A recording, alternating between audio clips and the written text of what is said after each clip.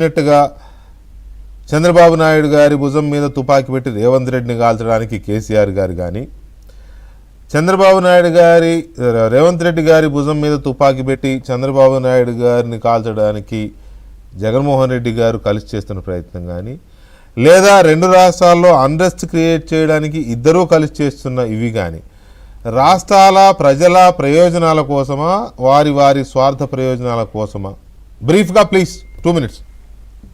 Sir, దానిలో సూటిగా ఇది కేవలం వాళ్ళ స్వార్థ ప్రయోజనాల కోసమే.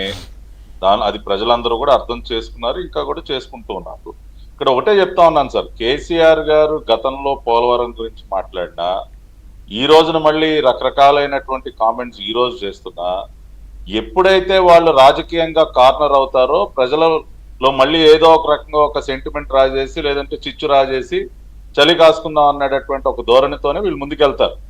పొలిటికల్ గా ఎప్పుడు కార్నర్ అయితే అప్పుడు విషం చెమ్మటం మొదలు పెడతారు సార్. ఇప్పుడు శ్రీధర్ రెడ్డి గారు ఇందాక ఒక మాట అన్నారు, మేము ఇప్పుడు పోలవరం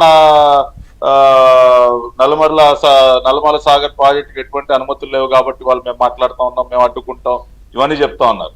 మరి పోలవరం ప్రాజెక్టుకి అన్ని అనుమతులు ఉన్నాయి కదా. 45.72 సిడబ్ల్యూసి ఆమోదం తెలిపింది, టెక్నికల్ అడ్వైజరీ కమిటీ ఆమోదం తెలిపింది, జిఆర్ఎంబి కానీ all kinds of authorities have approved the height of Polavaram at 45.72.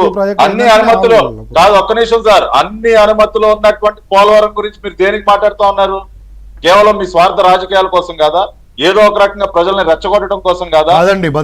అది మానుకోండి, దానిని మానుకోండి. మీరు పొలిటికల్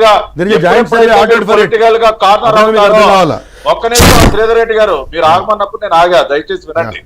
ఎప్పుడెప్పుడైతే మీరు రాజకీయంగా కార్నర్ అవుతారో అప్పుడు మీరు విషం చెమ్మటం మొదలు పెడతారు. దయచేసి ఆ ధోరణి మారుకోండి. స్వార్థ రాజకీయాలే పరమావధిగా పనిచేయటం బీఆర్ఎస్ పార్టీ కానీ, బీఆర్ఎస్ నాయకులు కానీ, వైఎస్ఆర్సీపీ కానీ, జగన్మోహన్ రెడ్డి కానీ, వీరిరువురు కూడా స్వార్థ రాజకీయాలే పరమావధిగా పనిచేసేటువంటి పార్టీలు, పనిచేసే నాయకులు. కాబట్టి ఆ ధోరణికి